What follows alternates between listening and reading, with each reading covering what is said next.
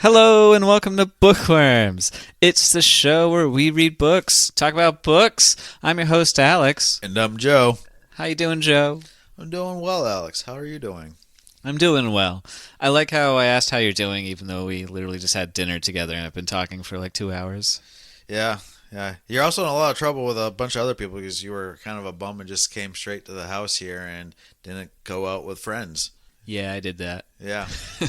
Yeah. You're just a Yeah. you're just a turd. Yeah. Even worse, I was thinking about it, and then he told me who was coming, and I was like, nah, just stay home. I'm going to tell them that, and you're going to get yelled at even more. Oh, probably.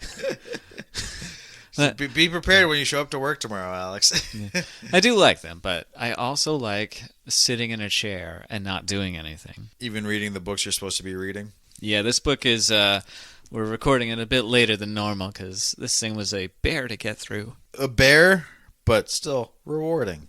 It was plaguing us. I think we just need to cut that joke right out, but... Well, you're editing this one, so that's on you. Yeah. You're depriving these great listeners of Your laughter. horrible dad jokes. Horrible laughter. Anyways, let's get to the book. We got shit to do here. So the book it was one of my picks this month. It is a author that a lot of people know of, but a book that very few people have actually read by him. The author is Frank Herbert, best known for his Dune series, recently turned into films again. And the book we are reading is The White Plague. Not turned into a movie. Not turned into a movie. So I did a little bit of research, about 20 minutes worth anyways. That's all you needed for this. It's more than most people. Exactly. Anyway, so this book came out 6 months after the fourth Dune book came out, God Emperor, which is kind of... So if you look at the Dune books, the first one was completely epic, considered the best sci-fi book ever written by many top 10, 100, whatever lists. It's usually in the top 5 anyways. Yeah, it's guaranteed to be in the top 5 of almost any list. Yeah. Basically, it's either this book or one of Isaac Asimov or Frankenstein or something like that. Some Ray Bradbury. Yeah, something like that. So it's up there. So the first book was great. The second book, dividends were down a little bit. Third book, people were like, eh. Fourth book, back up there again.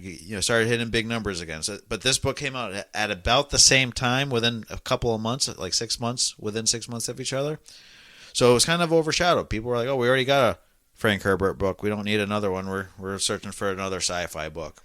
It also came out shortly before his death, I believe. It's like one of the last books that came out in his lifetime. No, it was... I did a little bit of research. I think it was... He died in the mid-'80s, and this is from 83, I believe. Yeah, it was... He put out 2 more Dune books. I do know that. I don't know when those got published. But he never did finish his Dune series. He had like 1 or 2 more books to go. Yeah, his son had to finish it. Yeah, and he completely mucked it up. Yeah, that's the general thing. It's like the first one's great, it's diminishing returns the rest of the time. By the time Brian Herbert took over, it's just sort of kind of kicking a dead franchise. Yeah, but he keeps pumping out books with his ghostwriter, who they don't really ghost. They just they put his name right on the title too. But I went into the rabbit hole when I first discovered Dune back in college and followed it. Because he was publishing, he started republishing or just publishing books in the Dune world, the Dune universe at that time in the late aughts. And I was like, oh, give it a shot. And then I read the ghostwriter, Kevin something or other, I think his name is. That's a weird name. Yeah. I read some of his books that are just under him. And I realized something really quick. He's not a good writer. He's really not. Here's a hot take. Ghostwriters, the original AI. That is, that I could go with that. It's big business. Oh, yeah, it's huge business. Most writers, that's how they make their income, is ghostwriting. Just writing for someone else and pumping out as much crud as they possibly can. Yeah, credit to James Patterson. He uses he has people who write his books for him, and then he puts his name on them, essentially. But he at least puts their name on the book, too, which is nice. Yeah. Yeah, and that'll help those writers in the future eventually get their own publishing deal, and and they can pump out their That's own what they garbage. say anyway. It's Yeah, like dangle the carrot, dangle the carrot. Yeah, and they can, but it's gonna be the same garbage that it was anyways. And so we did White Plague. So we'll do a quick thing. And this is it was written in the early mid '80s. When you take it in with COVID now, it does hit a lot of points that were like, oh yeah, that felt really familiar. Yeah, there are a lot of parallels. They're talking about like quarantining and like sending people, like immigrants, back to their countries and all these things. I'm like, wow, that kind of very relevant today. So the back of the cover. What if women were an endangered species? It begins in Ireland, but soon spreads throughout the entire world. A virulent new disease expressly designed to target only women. As fully half of the human race dies off at a frightening pace and life on Earth faces extinction, panicked people and governments struggle to cope with the global crisis. Infected areas are quarantined or burned to the ground. The few surviving women are locked away in hidden reserves, while frantic doctors and scientists race to find a cure. Anarchy and violence consumes the planet. The plague is the work of a solitary individual who calls himself the Madman. As government security forces feverishly hunt for the renegade scientist, he wanders incognito through a world that will never be the same. Society, religion, and morality are all irrevocably transformed by the White Plague. A gripping novel of global disaster by the visionary creator of Dune. That's how they sell it. Like, this guy wrote Dune. He wrote Dune, guys. Yeah. This is not his best book ever written by any stretch. Yeah, but it's not bad either. It's got a lot of problems with it, but as I said, this is one of those books that just stuck with me. I read it back in college, and there's just certain scenes that never got out of my head. I keep thinking about it, so it's like, hey, this is worth a reread. Maybe see if it was as good as I remember. I think on Goodreads I originally put it at 3 stars. I'd probably keep it at the same. Yeah, I had it at 3 stars for myself. But I said it's one of those novels that's kind of gripping. It kind of pulls you in, and just kind of just one of those books that is very dense. There's a lot of thrown at you. Yeah, the words per page is insane, and it's 500 pages of just really dense storytelling. Yes, there's dozens of characters. It doesn't go in the direction you think it is a lot of times, and that it can kind of throw you off in the beginning because you're like, okay, we got our antagonist, this madman, John Rowe O'Neill, who has killed off all the women in the world. So we're going to follow the scientists and the government guys that are going to save the day. And then we follow John Rowe O'Neill throughout his journeys. And, okay, where's this going? When are we going to get to the guys that are going to save the day? And then we realize about halfway, 2/3 of the way through it, it's actually a redemption novel of sorts. Yeah, there's not a lot of redemption at the very end. But, it's like we don't see a lot of the scientists that are working on this. We meet the politicians who are trying to take advantage of it. We meet the people that are trying to find John, and we meet John. We have global perspectives, we have personal perspectives. And a lot of the information we get about how they're finding out about the virus is there's a couple scientist characters, and they hit you with all the scientific techno babble about how it infuses with the DNA strands and yada yada. But I don't know, they're just kind of there. Yeah, and when I think back to the novel, my mind always went back to one of the women that survives, Kate. I forget her last name. But Kate something, it's like O'Grady or O'Garrity. Yeah, so going back to this novel, I thought, it's like, half this novel's about her because she's kind of the focal point. She's going to be the one that gets the first vaccine. Her boyfriend is a major DNA guy in Ireland, or a student learning that is, but his professor is a major DNA guy, and they work closely with England, so we're going to get a bunch of that. She's barely in it, and it's like. Yeah, she. But as I said, that was thinking back to the book. That was the most when I first read it. That was the stuff that stuck with me. Yeah, it's a weird storytelling technique because they front load with her quite a bit, and then the virus hits, and the last thing we see is her boyfriend, Stephen's getting a phone call saying to lock her into a silo so that she's not exposed to the virus. And it kind of ends on that cliffhanger and keeps you there for like 100 pages. We don't know what happened to her. So let's get into the story here. So the story starts off with John Roe O'Neill in Ireland and hanging out with his wife and kids. Yeah, and he's at a bank to get a loan or a grant money for because he's a professor and he's doing a bunch of DNA research. And this is at the forefront of DNA in the 80s. And little beknownst to him, the IRA is about to blow up a car, which the Provos were very famous for at that time during the Troubles. But they're doing it in Dublin instead of up in Belfast. And his wife and kids are right next to the car when the car explodes. And they get incinerated and he goes crazy. And he basically shelters himself from society as he tries to recover. And he creates a new personality that says, I'm going to get revenge on the Irish people and the English. And then, was it the Libyans? Yep, the Libyans. Yeah, because they're the ones providing the weapons and the training. Yeah, so he wants to punish the IRA for killing his family. So he targets all of Ireland. He wants to punish England because they're giving the IRA a reason to fight. And he punishes Libya because they train the IRA. Yeah. Also, a little side note, all the chapters, the book is structured very similarly to Dune, where in Dune all the chapter heads have a quote by famous people, typically fictional people from the story. So like in Dune, it's what's his face is the main character's his political wife in her biographies of her husband. In this book, it's the bunch of different political characters that we follow, like Joseph Harity or Doheny or whatever his name is. Yeah, Doheny, and it'll be quotes from them. And every once in a while, you'll get an actual quote from a historical figure we would recognize sprinkled in there. Yeah, it's a good storytelling technique. It kind of grounds it, but like this is this planet, this is this world, and these could be real people. Yeah, this is it's a very different turn from if you only know Dune. This is very different from Dune. It's set on planet Earth, and it's using modern at the time current events to set the scene. So like the Troubles of Ireland lasted for 20, 30 years. So basically like the Troubles of Ireland. So you had the quick Irish history lesson here. Yeah. I did notice this book is, I believe, set in 1996. Yes. Which is right around the time the Troubles ended, a year before.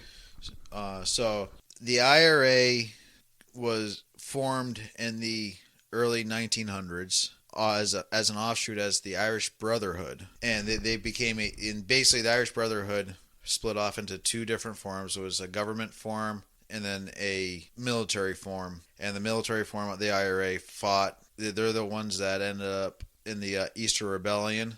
And I'm forgetting the date now. It was April of 1916, and they took over Dublin, Ireland for 3 days during World War I, hoping that because England was so entrenched with Germany, they would not be able to send a significant force. But unfortunately for the Irish, there was a lot of miscommunication and disinformation, and they didn't get the full countrywide revolution they had hoped, and it ended up in a terrible state where all the heads of the different groups that fought for the Easter Rebellion got assassinated by the British, executed by the British. By 1920, the IRA was back in full swing, and they were in full rebellion again, but in a more guerrilla tactic warfare. They end up making a deal with England, and this treaty ended up causing a civil war in Ireland because the IRA split into two sides where it was pro-treaty and anti-treaty.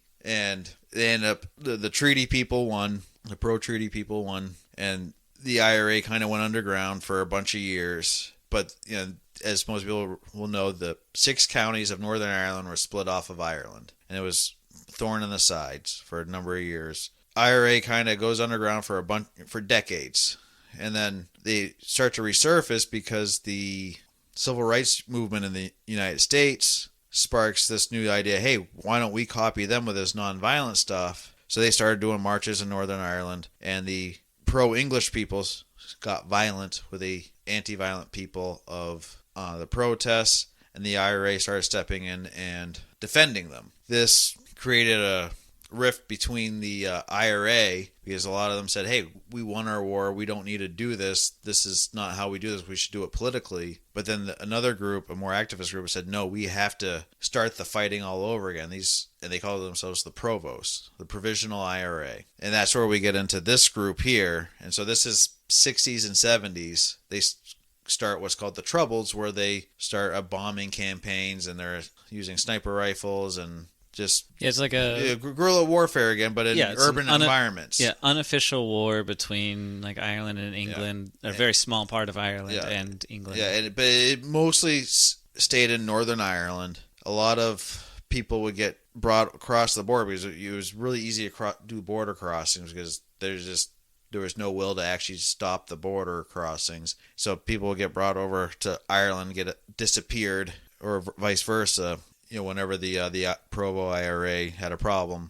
And it kind of came to a peak in the 80s for the violence. There was, I think, one hotel that was known as the most bombed building in the world, where it was like a bombing a week there for a number of years, or bombing a day kind of thing, where the lobby just got blown up. And people kept going there, and it was kind of like a tourist thing. Margaret Thatcher they tried to assassinate her a bunch of times. They end up getting one of her close friends instead of her. And then by the 90s, President Clinton ended up stepping in and creating a truce between the IRA, England, and Northern Ireland. And in 99, the Troubles were officially ended, even though there are still other offshoots of IRA groups that are more mobster and terrorists considered instead of actual political fighters at these points. But so that's a quick overview of a very complicated history, very simplified version. Yeah.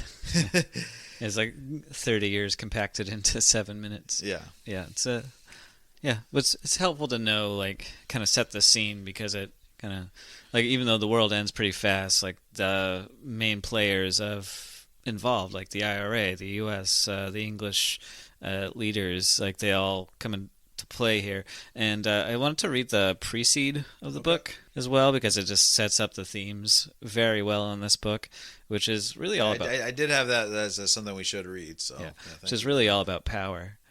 There's a lust for power in the Irish, as there is in every people, a lusting after the ascendancy, where you can tell others how to behave. It has a peculiar shape with the Irish, though. It comes of having lost our ancient ways, the simpler laws, the wrath and the family at the core of society. Romanized governments dismay us. They always resolve themselves into widely separated ascendants and subjects, the latter being more numerous than the former, of course. Sometimes it's done with great subtlety, as it was in America, the slow accumulations of power, law upon law, and all of it manipulated by an elitist whose monopoly it is to understand the private language of injustice. Do not blame the ascendants. Such separation requires docile subjects as well. This may be the law of any government, Marxist Russians included. There's a peculiar human susceptibility you see when you look at the Soviets, them building an almost exact copy of the Tsarist regimes, the same paranoia, the same secret police, the same untouchable military, and the murder squads, the Siberian death camps, the lid of terror on creative imagination, deportation for the ones who cannot be killed off or bought off. It's like some terrible plastic memory sitting there in the dark of our minds, ready on the instant to reshape itself into primitive patterns the moment the heat touches it. I fear for the shape of things which may come from the heat of O'Neill's plague. Truly, I fear, for the heat is great. And that's a quote from Fintan Craig Doheny, who's a major character in the book. Yeah. So one of the things that Frank Herbert is really good at is political intrigue. He's not great at action. He's not great at characters. But when it comes to complex political back and forth, that is where he, even in the Dune series, that is where he excels at. It's kind of his go-to thing, where a lot of the action it will be off-page. Yeah, there's a lot of espionage, skullduggery going on, and every event is basically all the characters are looking at it and be like, how can I manipulate this to my advantage? And this book is no different. Like, even when the plague is wiping out billions of people, he's like, there are people that are getting focused on in the story. I mean, it's less caring about how to stop the virus and more about how to manipulate the new now, the new normal. And where Dune, the first Dune book, it's fairly flawless. Oftentimes you're reading a scene where there's a bunch of people in the room all plotting against each other as they try to find a deal, and you're getting into each of their heads, and it works really well. Oftentimes in this book, it's a miss. It's just a lot of added fluff that's like, that it's not going to matter. Because these are, as you said, a lot of just the same characters, all change the names, but they're all the same. Yeah, there's a lack of character development in this book. It's like, I think Kate's... I think if he tried to develop them, this would be like 3 times as long. Yeah, like Kate's developed, John's developed, the priest is developed, Harity is developed. Yeah. But a lot of the characters, like, if they're female, they don't stick around too long because they die. Or the male characters, there's like, you are IRA boss. You are president of the United States, and you're going to act like that. And it's just it's more predictable caricatures of people. Yeah, like at one point, the president of the United States has a heart attack, and the vice president steps in, and he's basically the same as the president. Yeah, but he's got slightly different alliances. He's more keen to try and nuke the major plague areas. That was another thing. It's like they were awfully easy. We're just going to nuke the plague areas instead of firebombing or just saying, okay, we're going to build a wall and shoot anyone that comes within 100 meters of it. It's like the amount of money it costs to have nukes, and we're just like, let's just start dropping nukes on everybody. I wonder if that's a nod to like the Cold War, which was also pretty big in the 80s. Yeah, it probably was. Having grown up at the very tail end of that and the results of it, the Berlin Wall falling, I kind of got the sense of that, but again, not growing up really in the thick of it, it just felt kind of weird to me. It's like, why are we just nuking everybody? When we have other technologies that are a hell of a lot cheaper that could have gotten rid of this, the infected people essentially that are trying to escape. But so we get John going crazy. We get Kate and Stephen just living life in Ireland as they're about to starting a budding romance. And then then all of a sudden we get the virus starts spreading, and we get multiple timelines kind of going all out at the same time. And it's not really clear. They're not really saying how much time is different, but we got the madman has sent out his letters. We got John that's still changing his identity, moving away from all of his friends and remaining family, and starting to build the virus. And we got Kate and Stephen Bowder, who are medical students at a prestigious Irish college, who are dating, and they're both very religious, so they're following as Ireland from that time, their dating standards of that time, and they give in to secret intercourse. Yeah, because you have to remember that in Ireland, premarital sex and abortions was a big no-no. So shotgun weddings were quite common back then, and these two are no different. Yeah, they are actually they're taking a riskier trip when the virus drops, and that's kind of when they get stuck together. And lo and behold, Kate does end up getting pregnant, and it's a big deal because she's like the only known pregnant woman at the time. Yeah, and it also kind of tracks the amount of time the virus is around, because like the book ends shortly after she gives birth, which is 2 months early. Yes. So you have a 7-month preemie being born, or 2-month preemie, I guess, but it was 7-month gestation. She gives birth because of the stress and the strain of having to flee their location in their tank across the English-Irish Channel there, because the IRA is now under a new name, is trying to do a power grab, and the leader of the IRA is just this power-hungry rapist that any woman that he can find, he'll rape and just kind of toss aside, knowing that because he's infected with the virus that they're going to die, and just no thought of the future. We're all going to die anyway, so I might as well get my pleasure now. Total, utter evil. And it's kind of like a contrast where O'Neill is like, you have this one guy the madman who is killing all the women, but he's a different kind of madness. He's like, no, this very specific reason why I'm doing this, where you have this other bad guy who's doesn't care about the world, and he's just there for his own pleasure. Yeah, I wish I'd bookmarked it. There's a really good quote talking about O'Neill's motivations and comparing it to the IRA's motivations, whereas O'Neill is pushing the blame onto he's reacting to his wife and children dying by pushing the blame onto other people, whereas instead of accepting his situation. And that's exactly what the IRA is doing as well. Like, they're bombing people that didn't need to be bombed, and they're attacking people, and they're creating violence and hostility in a world where people are trying to live their lives because they can't handle what's happening to them. And so they're creating noble causes, even though the things they're doing are monstrous and violent at times. Yeah, and yeah. Yeah. But yeah, the plague hits. He has a couple different strains of it, so it becomes almost impossible to treat. And the women start dying off. I think by the end, it comes down to there's one woman for every 5,000 men on the planet. It ends up at the very end, it's 1 to 10,000. But they said basically it's dropping rapidly. And what happens is we end up, for most of the novel, following John O'Neill under his final name that he takes, which is John O'Donnell. And he ends up sneaking into Ireland after he escapes to America. He gets the virus out, severely infects himself, so wherever he goes, he's infecting everybody else also, because he's just... Yeah, he actually almost dies from the virus himself, which he's rescued, but it's funny because he keeps meeting...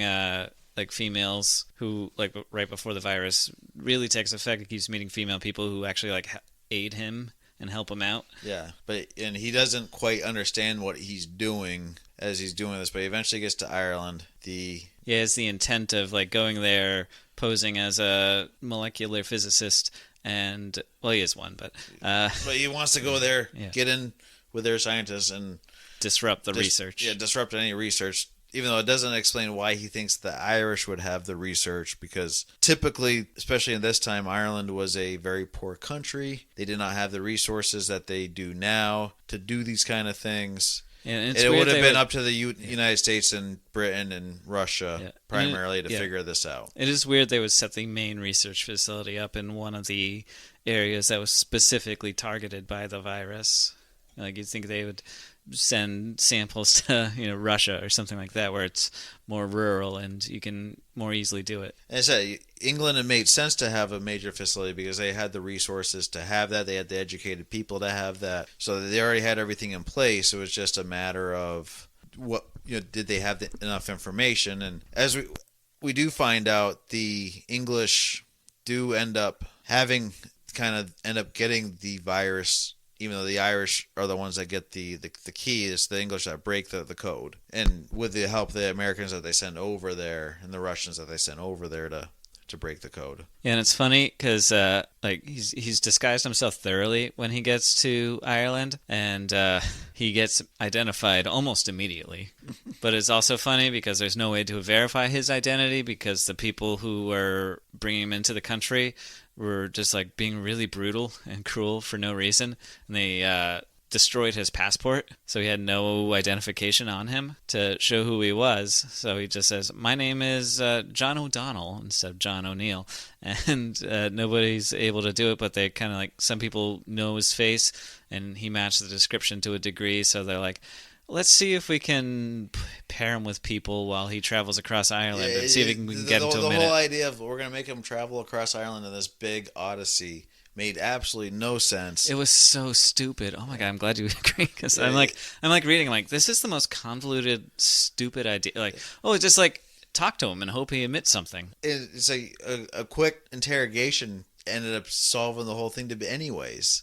Enough that they're yeah, this is definitely the guy, and then he ends up confessing to the priest in a confessional. But so it was, the whole thing was just stupid. And then I never understood why Americans, when they got his fingerprints and other markers for identification, why they didn't want to share. It's why are you so they're pretty sure he's been roaming Ireland for 5 months now. Yeah, why is this such critical information to hide? You're basically saying, if you have him, we're going to nuke you. If you don't have him, we might nuke you anyways as soon as we find him and we know he doesn't have the virus anymore. So why are you hiding that information when the Irish are asking for it, knowing that they might get nuked? Yeah, I think it's part of that power dynamic. It's we have this, but again, we're not sharing it. But I said it made no sense in the power dynamic because it's just preventing anyone from actually moving forward. So it's you're not gaining power by not sharing the information. You're hurting yourself. It's you're spiting your foot to get rid of the thumb kind of thing, the big toe kind of thing. It's like, why are you doing this?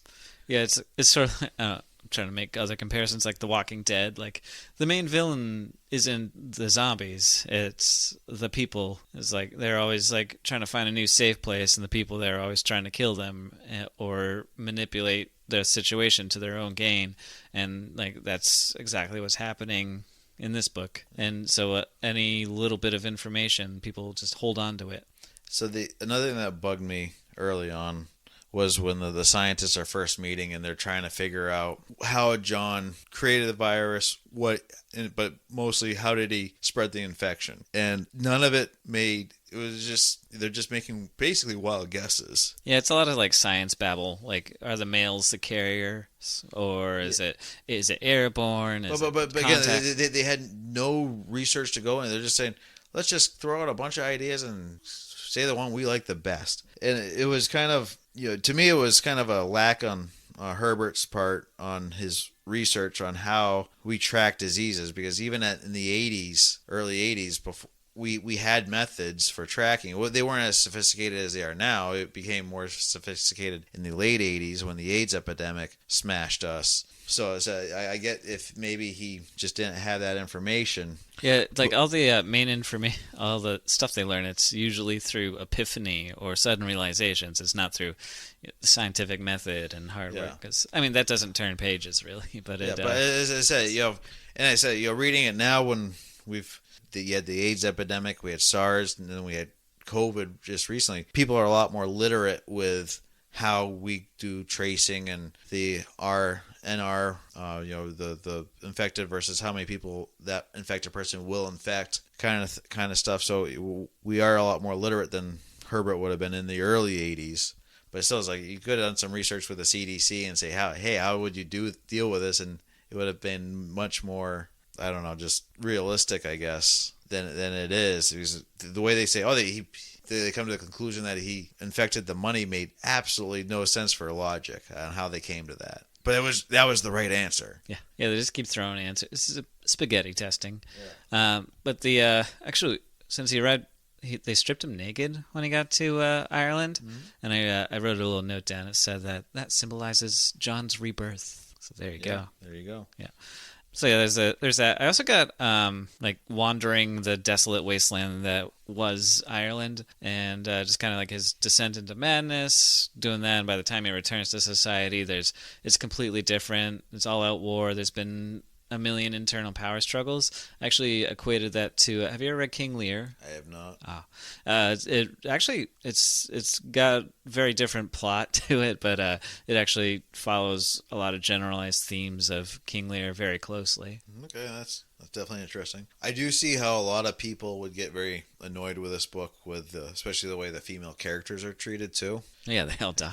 Well, not only that, but just the way, like I say, Kate's treated, where she's just kind of a second-class citizen. But again, if you look at the 80s and how other societies, even especially outside the United States, treated their women, it does make sense. A lot of places, even in Ireland, they were kind of second-class citizens. And you can see the difference, the way the women are treated by the elites in the United States, like the scientists. Hey, we're going to get our wives to these remote places in Montana and Idaho, and they got their guns to defend themselves, and and like Ruckerman, he was kind of a character. I was hoping he was going to be a bigger character in this read-through. So I didn't remember enough of it. I was like, yeah, he seems like a character that you could really sink your teeth into, because he's just like action guy for a scientist. And older man, his wife who's an older lady, he's like, yeah, get up into the Montana hills and we're gonna defend our property while I figure this stupid thing out, and we'll get it done. And Beckett's got his wife and kids squirreled away somewhere in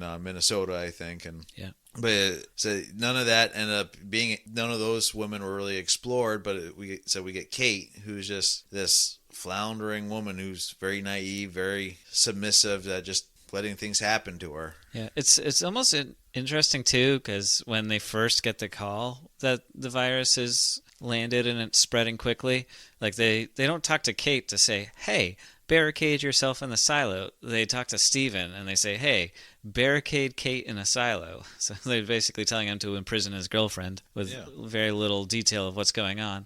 So which is interesting. And Steven just follows. Yeah, I'll do whatever you say because I hero worship this professor who's teaching me this modern science stuff that very few people know. So I better listen to him. Yeah. And by the time she comes back, she's just a paranoid mess. She's pregnant, and that's really her big role. Is I don't know, it's like some sort of Virgin Mary thing going on, but she's become this huge like political bargaining chip because she's the only pregnant woman in the world. So that's a big deal. But yeah, she just kind of like sits there and worries the whole time when like. Steven has a couple of epiphanies while he's sitting there with her, but otherwise his job is just to like keep her calm. Hey, so I have a quick quote here I want to read. It kind of brings a lot of this together with, especially with John O'Neill and the dangers of his thinking on justifications. John looked down at his hands. Peace had never been part of it, he thought. There had only been O'Neill's need to strike back. Who could deny the bereaved man that? John felt somehow like O'Neill's psychiatrist, understanding the man, neither condemning nor absolving. So again, it's just, a lot of these characters justify their actions, saying, "How can you blame us for how we're acting? We're just reacting to how the world's treating us." John O'Neill says, "The IRA bombed my family, killed them," completely ignoring the fact that dozens of people died, 100 people were wounded and seriously maimed, but only his family mattered. Therefore, he needed to.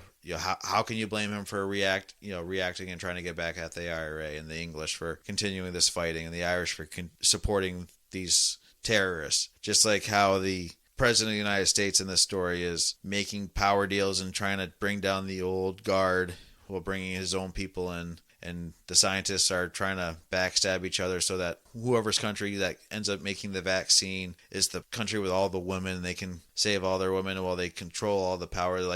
Use it like they would use nuclear bombs, where they can then send infected people to kill all the women of another country that they don't like. And how can you justify it? Well, we're just defending ourselves. How can you tell us not to when we know, if America doesn't have this technology and Russia does, they're just going to use it against us. So therefore we had to have it and use it against them first. It says it just very dangerous justifications. And this is kind of gets where Herbert's kind of getting into his rhythm and doing a little bit better with his maybe not plotting, but his political intrigue and kind of just that, asking those questions. And he doesn't really answer them necessarily. He's just, forcing you to think, like, how would you react?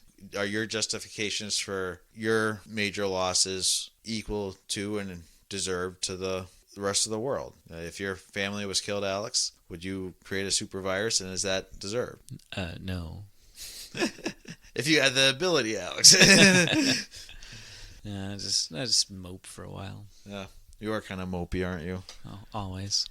So yeah, John travels with a mute boy, a priest, and Joseph Harrity, who's the guy who planted the bomb that killed his family. Yeah, but unknown to him. Unknown to John. And Harrity is kind of a strange character. He comes off originally as just a brute force kind of guy, the IRA guy. He's an enforcer. He is a enforcer, but then all of a sudden, towards the end, you learn, he was actually a lawyer, or had the potential to be a major politician, and he was this really smart guy, but he went down the wrong path, and his whole character kind of changed halfway through, where he started going from just a brute force guy and to all of a sudden he's a Green Beret type guy, and he's just kind of whatever they needed the plot to have him be. And then at the end, he's just an alcoholic, and then he ends up getting assassinated by the head of the IRA. Yeah, they're having like a trial because eventually they make it to where were they headed? Dublin?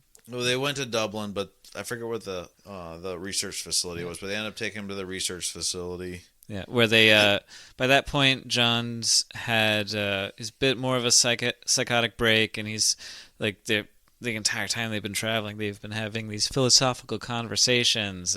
Talks about God, talks about vengeance, talks about what it means to be human, and he's kind of started to realize like the magnitude of what he has done by manufacturing this virus, and he eventually confesses to the priest. And then the members of the IRA torture the priest until he breaks the confession secret and tells them that, this is, in fact, John Rowe O'Neill.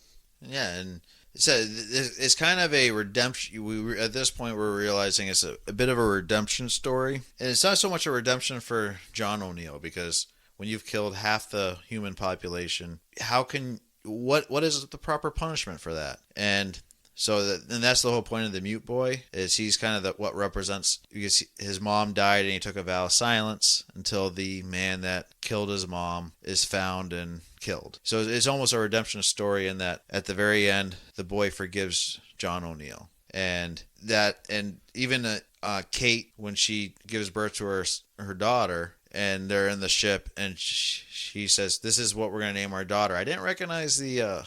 Is it Gila? Yeah, Gila. I didn't recognize the myth that it came from, but essentially it's a Irish curse to name your kid this until the people of Ireland can forgive that woman. So she says, you need to her now husband, Stephen, you need to forgive Gila her sins so that we can forgive Ireland's sins. And he's forced to say, okay, yes, I will forgive Gila all of her transgressions and her lover's transgressions and we can move on. And so it was basically instead of getting revenge, finding forgiveness kind of thing. And as we find out that John O'Neill, his psyche can't handle that forgiveness and the madness finishes consuming him. Yeah, his punishment isn't really like if you read like a regular political thriller, like he would die at the end, but he kind of is unable to come to terms with what he's done, and he has a complete psychotic break, and he becomes what's known as like the Banshee, and he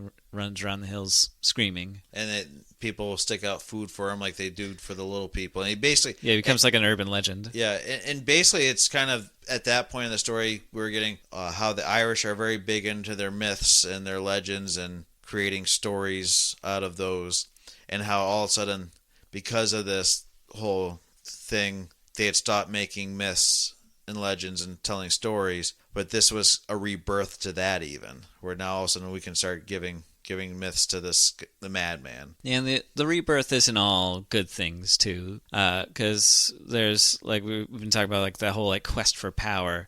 It's there the entire time, and I was going to read the little stab at the beginning of the final chapter, which is Jost Hupp says it. This is another character in the book. I forget what he does exactly. He's one of the scientists. I think he's the French scientist or one of the French scientists. Yeah, that sounds right. The failure of civilization can be detected by the gap between public and private morality. The wider the gap, the nearer the civilization is to final dissolution. So I think that kind of goes with the final decisions of the people in power, because there's now so few women. It becomes this huge, like we're talking about, like, oh, we want to rebuild society, we want to repopulate the world, we want to protect these women that are now crucial parts of our life. Well, I mean, women are always crucial parts of our lives, but they're like now like every single woman is an essential person because every single woman needs to be creating more children to save the species. It's basically an Adam and Eve situation where Eve is, the last woman standing, but you have a million Adams, and okay, now what do we do? Because we understand. So on the outside, they act like they're taking precautions to protect people, but in reality, it's like I think it was mentioned before we started recording. It's like it was turning into like a Handmaid's Tale situation where women are being trapped into situations where they're going to have children with 10, 12 men. Well, that's the other thing is the scientists realize as soon as they get the key to this virus, and they're hinting at it before, having the key to this virus is going to unlock a lot of medical miracles, one of which is immortality or near immortality. Another is they can decide the sex of the child before birth. Another is they can cure basically every disease known to man. They can create any disease that they could ever imagine to kill off millions of people. They can do all sorts of things. And what they find at one point in the novel is that it's moved from humans to all mammals. And so all of a sudden all these other animals are dying, and now it's ecological crisis going on. But what this does is it allows them to say, hey, to Kate, you're going to live 5,000 years. You're going to stay childbearing for most of that. You can have as many kids as we need until we re-equalize the population. Not understanding that, when people start living 5,000 years, what's that going to do to that kind of population where you're basically immortal? I mean, human modern civilization is only a few thousand years old here. I mean, you think about it. Basically, what we call history is what, 4,000 years, maybe is 2,000 to go back to the Christ, and then it's only like 2,000-3,000 years before that, before we get start getting cities and whatnot and farming. So just that whole implication, they're not even thinking about. They're just saying, "Oh, look at what we could do now. We're immortals. We're gods." And the women are like, "Oh crap, we're cattle now. We're just breeding fodder." But someone like Kate, who's been naive for most of the story, is realizing, "Hey, I got all this attention now. I got power." But she realizes that this power is fleeting. She has a small chance to grab it, and when the admiral that kept people from getting into Ireland and England comes up, says, "I want you to be my wife, and I understand you have a husband, but you get to have multiple husbands now, a polyamory type relationship." She says, she looks at where here and women are being shared among thousands of men, and she's like, "Okay, this guy has a whole navy behind him. I can have a handful of the most powerful men in the world giving me daughters for the next 10, 20 years instead of being passed around like a common whore." And one of the scientists, Beckett, his wife is doing the same thing to him. And he has 2 daughters, and his wife is like, "By the way, I'm going to essentially set up a bunch of marriages for your daughters with powerful men, because the last thing we need is for them to be thrown into the common thing where just anybody with a dick can take them." And it becomes this weird thing of what is question of what is power. Who actually has the power? Do the women have any true power, or is it all just kind of made up in their heads? So it asks a lot of good questions, sometimes sloppily, but it does make you think. And you got me on that graphic novel series, The Y Man, where they went the other direction, where they killed all the men in the world. Oh yeah, Y the Last Man. Yeah. So that had a lot of similar themes to it, obviously, just going the other way, where there's only one man left on the planet. Well, there's 2. Yeah, there's the man and his monkey. Yeah, his monkey, yes. Don't forget the monkey. But yeah. Anything else you want to say on the book, Alex, or is that? No, I mean, you gotta read it to get everything. We definitely. Oh yeah, well, we definitely glossed over 90% of it. There is a lot going on here. It is very dense. Yeah, it's 250,000 words later. It's like, oh my god. That's my biggest criticism of the book, is like he's trying to cover all his bases, but he still leaves some really stupid stuff in there, like the whole trip across. It's like he needs to have this trip across Ireland, and like the way he manipulates the plot to have that happen is just ridiculous. So, what are your final thoughts, Alex? I mean, I mentioned 3 stars at the beginning. It is like it's thought provoking. There's I forget which book it was, but like where the philosophy of the book got a little heavy-handed. This one definitely falls in that category of heavy-handed philosophy, kind of bogging down the action of the story. However, I mean, like you said, it sticks with you. So there's some good parts. There's some slogging parts. So overall, it's not what I would normally read. I'm probably not going to revisit Frank Herbert anytime soon. So you think? Yeah, so I think. Yeah, till season 3. Then I'll. But season 2.5. Yeah, every bonus episode, Frank Herbert. We're gonna do the whole Dune series. Yeah, but yeah, it's fine. Yeah, I always said it's a slog. It's dense. It's long, but it's not a bad thing. It's by no means a perfect book. There's a reason why Dune is the best sci-fi book ever written, and this is kind of the forgotten book of Frank Herbert. It's just this needed a few rewrites and tightening up a lot of things to have made it better. And yeah, if you took out like 100 pages, I don't know if you took out 100 pages, but reuse those 100 pages in a different manner, either developing more of the characters, doing something more with the heavy-handed philosophy, making it more nuanced, anything like that. There's a lot of things you could have done with that 100 pages instead of just cutting it out. That would have made the story better. It does get a lot into religious overtures that were well done. The redemption story ended up being better than I remembered. So a lot of areas fell flat. A lot of areas just drags for days. You're reading through. It's like, when is this section going to end and we can move on to something better? And characters flying in and out that are so two-dimensional that they all blur together. But like I said, it's a book that sticks with you. It's been on my mind for 15 plus years now, and yeah, it's definitely worth a read.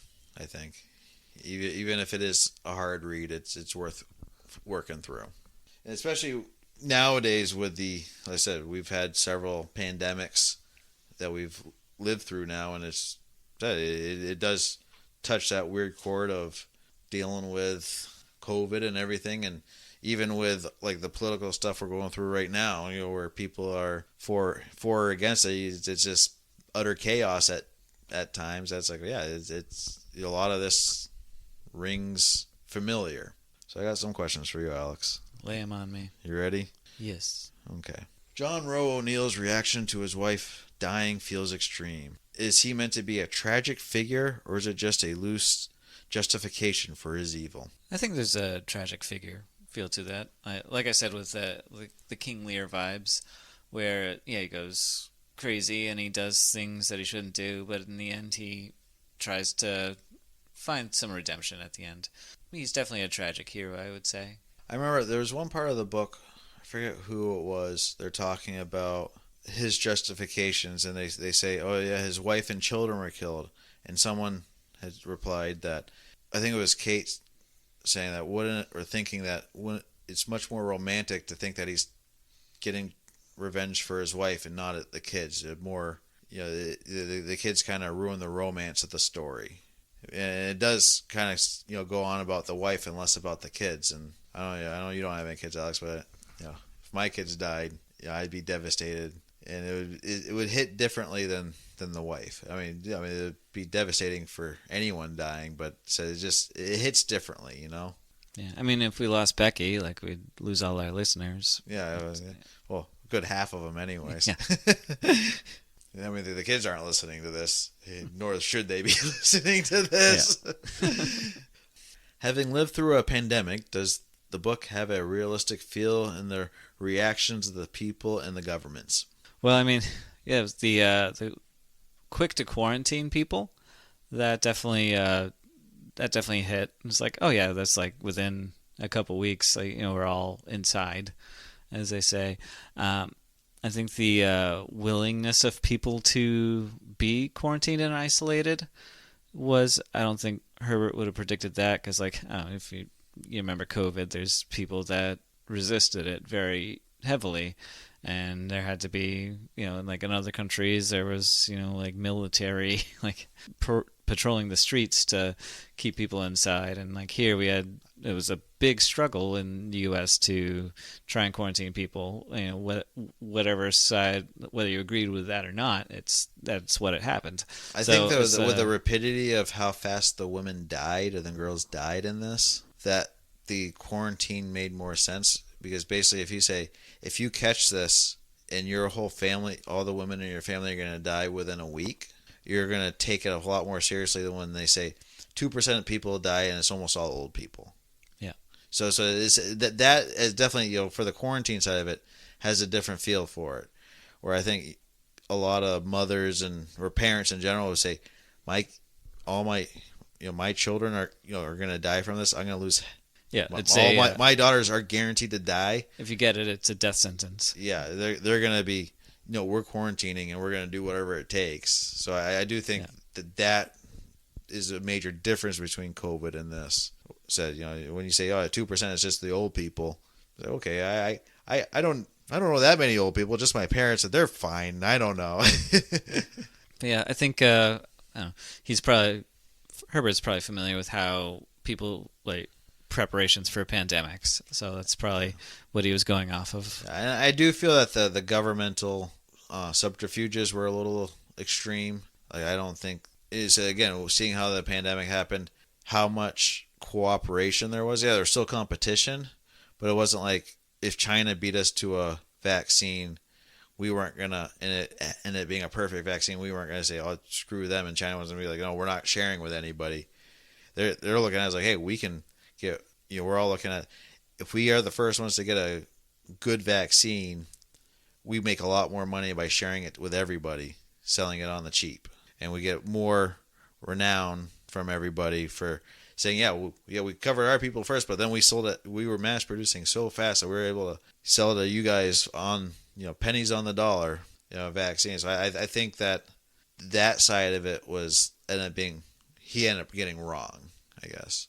He's going off of a Cold War standard versus what actually probably ended up happening post Cold War. I did like how he predicted China's rise to power, though. Did you catch that? Where they were the ones that came up with their own vaccine and ended up having this major influence in becoming a powerhouse out of the blue in this world here at the very end. Did you catch on to that? I must have missed that a little bit, but yeah, it does predict a lot. So, and I mean, it's probably like he also like there have been pandemics in the past, and you can see how people react to them. So it seems pretty accurate for what you might expect if such a deadly virus were to rip through the world. Does the ending with the surviving woman becoming powerful feel like a likely outcome in real life? Or how do you think they actually, or do you think that they're actually represented in the book where they just become cattle and breeders? Yeah, I think it's hard to say. Like, and this book is trying to tell you that power corrupts, and absolute power corrupts absolutely. And now that men have really 100% of the power, it's kind of corrupting them into doing this to the females of the species. So it's it's hard to say. It depends on who's in power if something like this were to happen. But it's a scary thought for sure. I mean, there were men that, especially like guarding Kate, that treat her almost like they treat royalty in England, whereas like you are kind of our figurehead. You are this where they're putting her on a pedestal, and while they realize that they're never going to have their own families now, they saw the higher power of keeping this pregnant woman alive and keeping the human species alive, and they were more than willing to be alone as long as they were part of the story of, hey, I protected the human species, I saved this woman's life. So there were people that were good-hearted and true, and were not just like all about me, gain power. But they tended to be the lower classes of society that dealt with the higher classes of society, worked with them. So it was just this, you got this where the masses were just kind of doing their own thing, and when at the very end, and they say, okay, put your name on a list, and these 1,000 men will get this one woman, these 1,000 men will get this other woman, but then they said you had individuals that, no, we're going to rise above this, and we lived our lives, and we have a higher power to, kind of like the priest. He's like, yeah, I have a higher power, and I'm not going to, while I'm tempted by booze, women don't tempt me, and my job is to save Kate's soul and try to give her what guidance I can before he got pushed out of power and kind of relegated to the background, even though Kate preferred his ministry versus the other one that the English were pushing on her.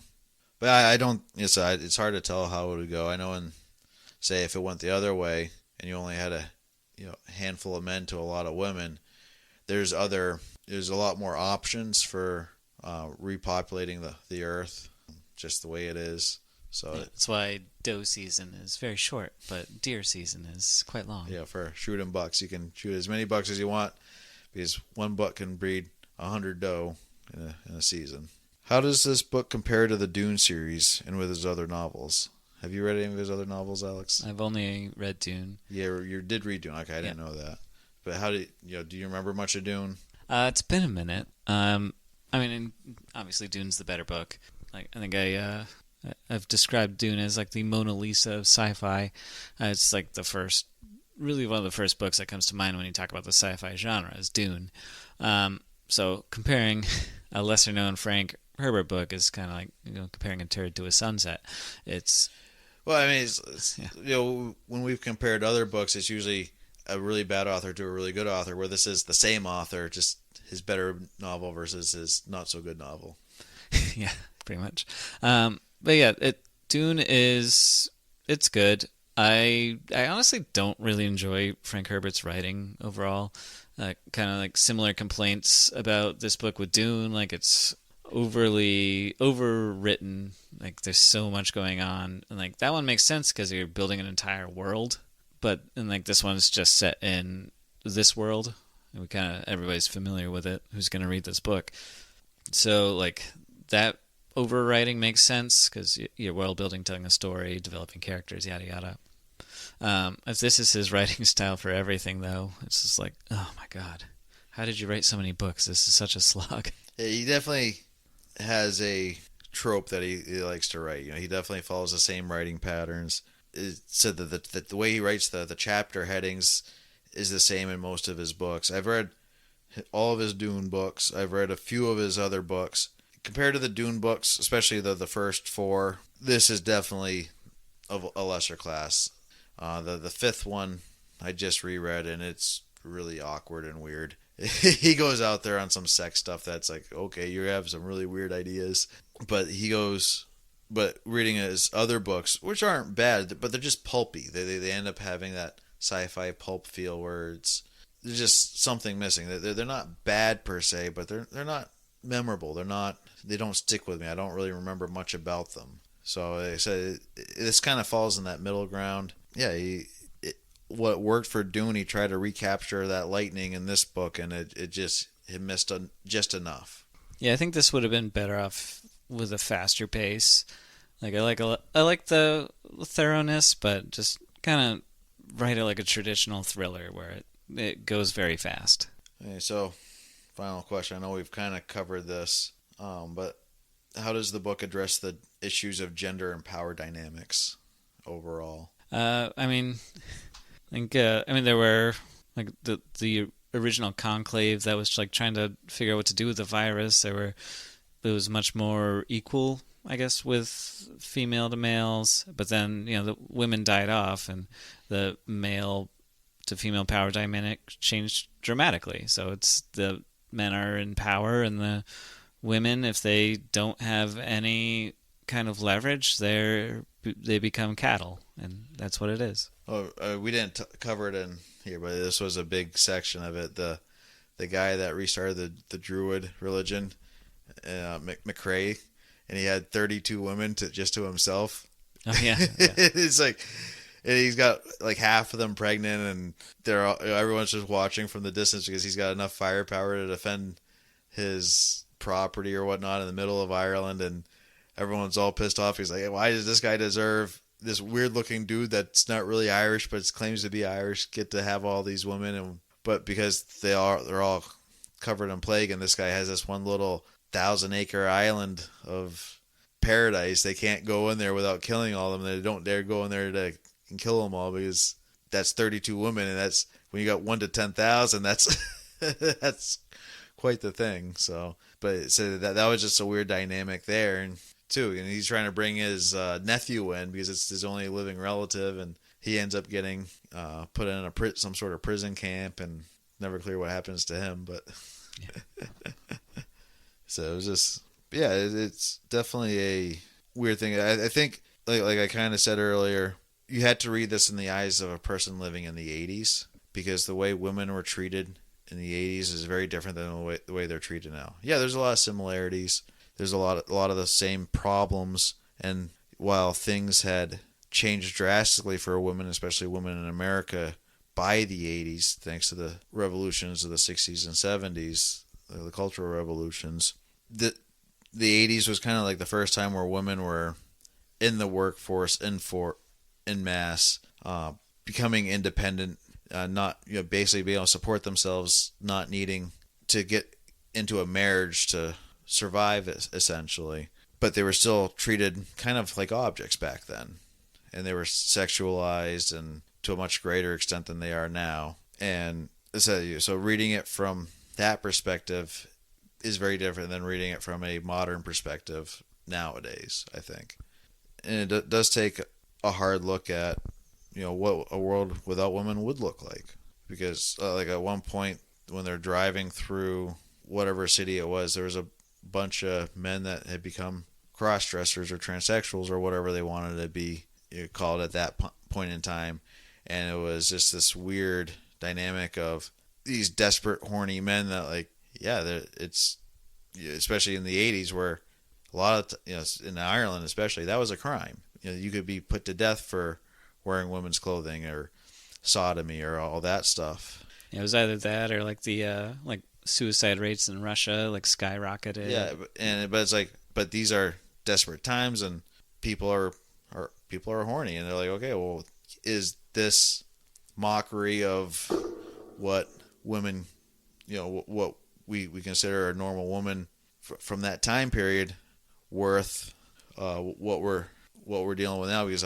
I am in, these people are in pain, a certain kind of pain and of loneliness and longing and not being able to do their own laundry and cleaning their house and making a meal. Basic things you take for granted that you really should know how to do. Yeah, you should. But I said, this is the 80s, and it wasn't as bad as it was in the 50s. But there was still women's work. Women were in the workplace, but still expected to do all the housework. So it just kind of made you really think hard on that kind of stuff. So I'm kind of rambling now, Alex. Get me out of here. All right. Do you have any more questions for us? No, that was it. All right, it's the last one. Yeah, not a lot of questions here. I knew it was going to be a dense book, and there was just too much to cover and what to cover, and not wanting to do the nitty gritty and the weeds. Yeah, it's not like a use of weapons where we wanted to do a deep dive because everything was so fascinating. This one was a little more like, let's just kind of like go over the top and just talk about the key points. Yeah, bird's eye view here. Yeah. All right. So yeah, that was The White Plague by Frank Herbert. Next month is Alex month. What do you got for us next month? So I know you always want to do the pick one book that the other's not going to like. I didn't really do that. Last time I went with a book I hadn't read before. I just kind of picked one. I did that again this time. So this one is going to be Sight Unseen by both Joe and myself. It's called The Poppy War by R.F. Kuang. I'm excited to read it. I've heard good things. It has been very hot for quite a few years now. Everyone's talking about it, all those TikTok people. Yeah. So we're gonna read that one. We're gonna give it a try. I'm excited. Tune in next month. I'll either be super depressed or be like, yeah, it's pretty good. But yeah, so that is next month. That'll be on the 5th of what month? Oh gosh, May. Next month. 5th of May. Yeah, 5th of May. So Revenge of the 5th. So make sure you are subscribed. Got everything going so you don't miss that episode. Don't forget we do bonus episodes on the 20th of every month. Quick disclaimer though, I am starting up a master's program for an MBA, and Alex is working 7 days a week. So who knows how far into the future these bonus episodes we're going to be able to do every month. We're going to try. We're going to get a few more months before, from our backlog that we can go, but we'll see. It might not be we'll still have our monthly episodes, but we'll see if we're doing a bonus episode every month or not. Yeah, the bonus episodes might become true bonus episodes. Is what we're trying instead to of just say. a guaranteed given. Yeah, so life gets a little simpler sometime. We'll come back to it full time, but we'll start letting people know once the bonus episodes start dropping off. But there's still plenty in the tank, so we'll see how far we can make those work. Yeah. So as I said, subscribe, follow us. We're on Spotify, Apple. Definitely give us reviews and ratings there. Give us comments. We love the comments that have been coming in. We have an email if you want to email us at kendallbookworms@gmail.com. We're on Instagram at kendallbookworms. You can DM us there too if you would like. Definitely like and share our show because that is the best way to grow our show. And if we're going to be cutting back to once a month primarily, that's going to definitely slow our growth rate at the critical time that we've been starting to grow. So go us. But there'll be plenty of Bookworms content. Yeah. Don't you worry. See, we're hosted by Podbean. What else we got? Alex has got some books for sale. It's stuffed and double stuffed. That's not the books you have for Oh sale, gosh, I got Alex. confused. Oh, sorry. Those are the books you wish you wrote. Your fantasy novels that you wish you had because they're your fantasies. Yeah. Paul Plimpton vs. Ragnarok and The Destroyer. Yeah, definitely check those out. They're not half bad. So we'll have the Amazon link for those in the description. We're on YouTube. We post every episode twice because I'm not willing to put the time and effort in to figure out YouTube. Haley, if you want to start taking over our social media, you can figure it out. But yeah, so definitely, if you don't like listening to us on a normal podcast app, you can go there and listen to us there. No video. But yeah, I think that's everything, Alex. Yeah, I think we got it. Okay. So yeah, that was the White Plague. Tune in next time for the Poppy War. Or the bonus episode. You get the bonus episode coming up later this month. Yeah. So, lots to look forward to. But until then, I'm Alex. And I'm Joe. And this has been Bookworms.